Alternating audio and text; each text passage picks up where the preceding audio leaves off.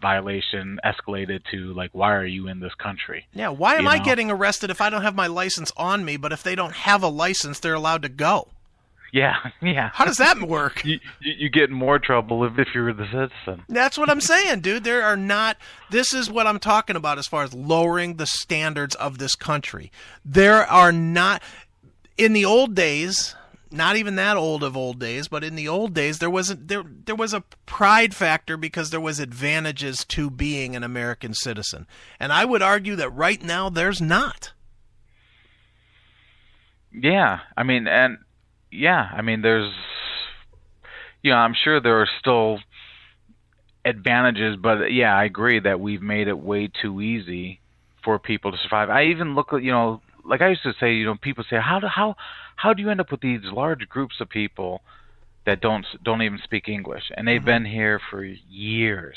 I mean, years and years, and the only theory I somehow came up with, I said, imagine you end up with an area in town, where you have all these illegals, right? But they've been earning money.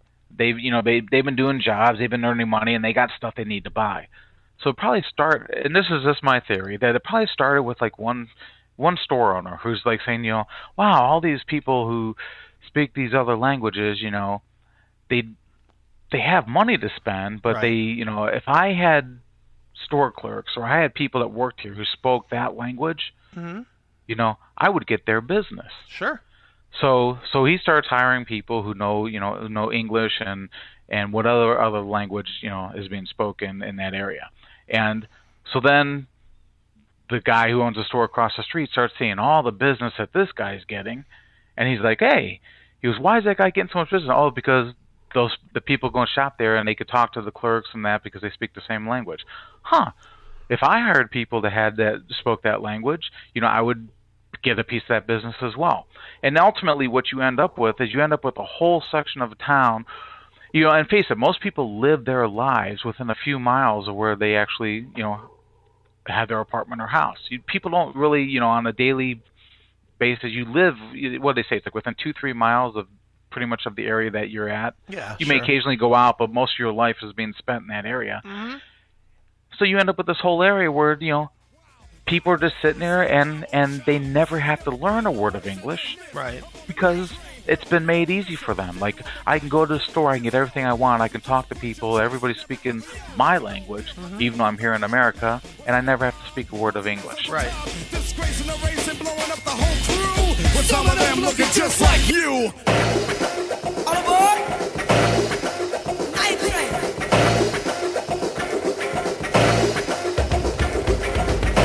Not all applicants will qualify. Secure Rights is not a lender. All rates are examples based on APR of 5.53%. Lender decisions contingent on credit application. Rates and terms will vary by lender and are subject to change. Attention, all homeowners stuck in high interest rate mortgages. Are you finding it harder and harder to keep up with your monthly mortgage payments? Homeowners can now apply for FHA 30-year fixed rates around 4.875%. By refinancing now, you can consolidate debt, lower your mortgage payment, or get cash. Again, qualified applicants can now refinance their current high interest rate mortgage to a fixed rate around 4.875%. You could save hundreds of dollars a month. Homeowners may now call to find out about these low fixed rates. Call 1-877-407-9414. These rates may only be available for a limited time, so act now. To take advantage of these historically low rates, call 1-877-407-9414. For free information, call 1-877-407-9414. 1-877-407-9414.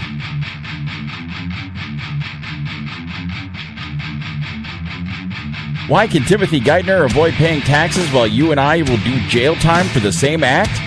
We'll tell you on All the News.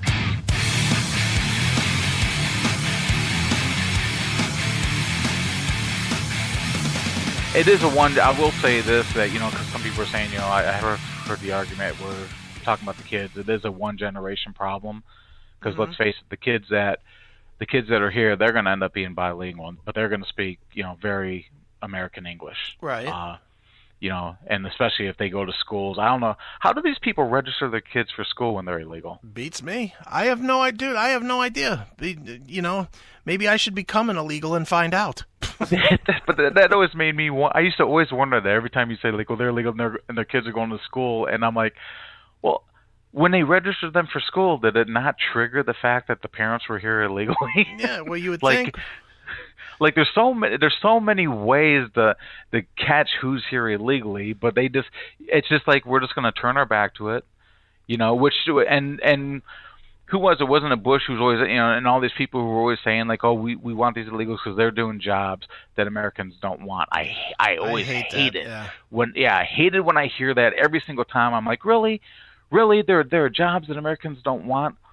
I said maybe I could see with teenagers, being when you're at that age, maybe there's a stigma to certain jobs that they've now got the stigma where kids are like, I don't want to do that. That's what the illegals do. Right. And so maybe certain things have gotten, the stigma of, oh, that's what illegals do. But really, like, you're trying to tell me that, there's a lot Americans who wouldn't want that job, especially in a position that America's in now with all these people who are, need a job. I've never bought into that they're doing the jobs Americans don't want. I said we've always had enough workforce, and I think it's no. Mm-hmm. It's just that if you hired Americans, then you'd have to pay a little bit more because you couldn't get away with treating a citizen the way you're treating some of these other people. Sure. and that, but yet it's the government that sits there, knows this is happening. I forget which documentary. I think it was Food Incorporated. Okay. Not that I'm plugging this documentary, but Right. it was one of those. They're talking about the foods, and then they went just talking about the whole food process, what's all involved, and where everything's going. But they touch base on the whole immigration issue and the illegals that are working in the farms. And one thing that they said is immigration will come in, and then basically these huge farms will give up a handful of their illegal employees because it's a worked out deal with immigration. Like the immigration gets to hit their quota. Right. They've made some arrests so they can go around and tout like we've captured some illegals and this and that, and then they were served up to them like here's 6 names you can take today. And Right. why can they do it? Because now we're just going to take 5, 6 that we have waiting over here Sure. to fill those slots. Mm-hmm. Yeah. But if that doesn't show you how corrupt it all is, again, it's just like, wow. So really now we're not even really trying to do anything about it. We're just going to try to pretend we are so we can put a news clip out there, say we arrested some illegals, even though we know had we gone inside and truly we could have arrested them all. Mm-hmm. Absolutely. And just to bang my point home a little bit further, if we had the flat sales tax, we'd get 40% of the money earned from those 12 million illegals. Yeah. Because they're being paid under the table and you're getting nothing from them now. Right, but you'd get whatever they spend at the spend it. grocery store or the gas station or whatever. Yeah.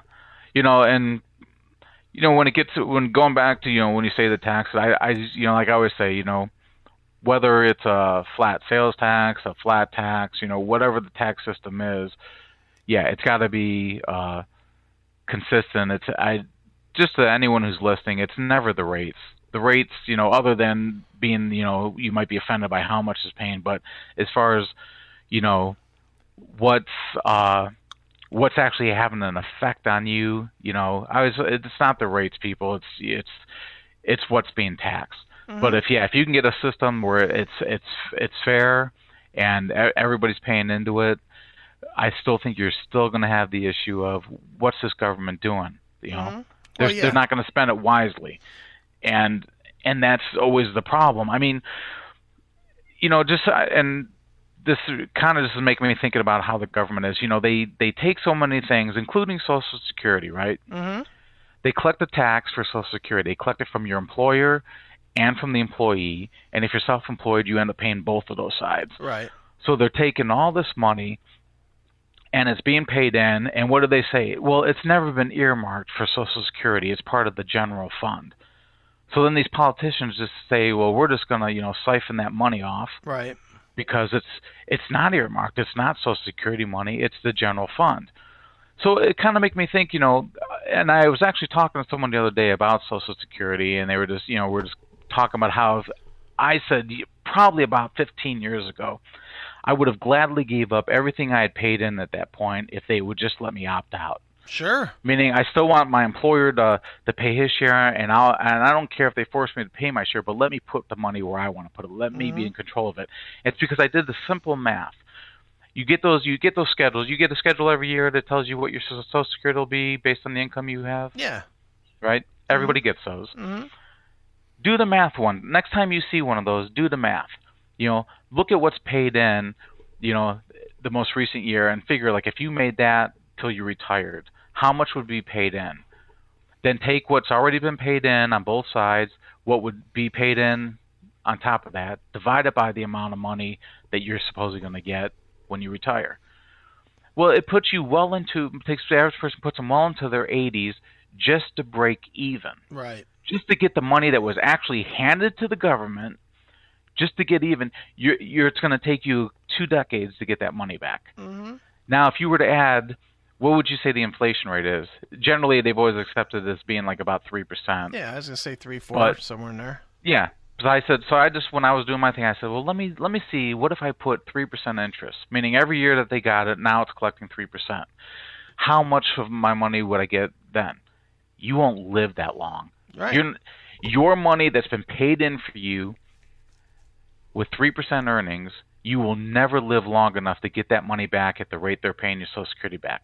Okay, so that's just one issue right there. I'm like, you got to live into your 80s to get the money actually paid in back. And a lot of people don't live that long, which means then the government got to keep that money.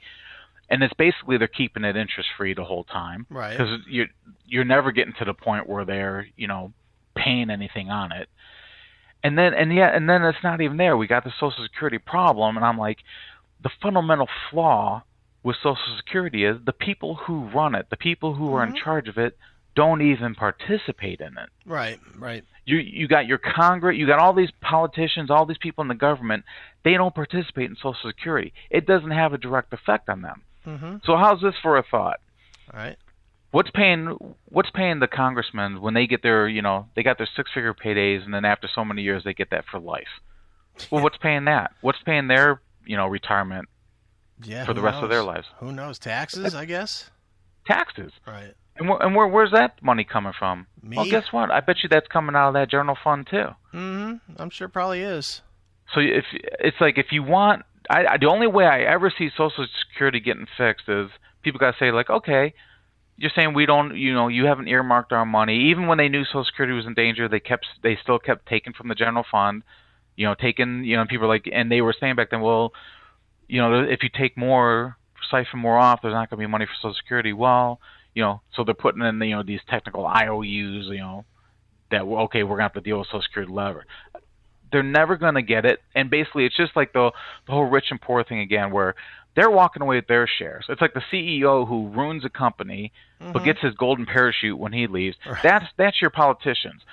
They didn't do their job. They've made things harder on everybody else. They've ruined everything, and now they're going to get their golden parachute. They're going to get, their big payday for the rest of their life, and that's guaranteed. Right, guaranteed money, a book deal, everything on the back end of it. Why is that money guaranteed? Why are they getting that money? And I said the only way you're ever going to fix Social Security is the American public's going to have to stand up and say, wait a minute, it's all tax dollars paying for it. It's all tax money that was paid in. It's tax dollars paying the Social Security. If we don't get our little dribs and drabs that we were promised, why are you getting yours? Yeah.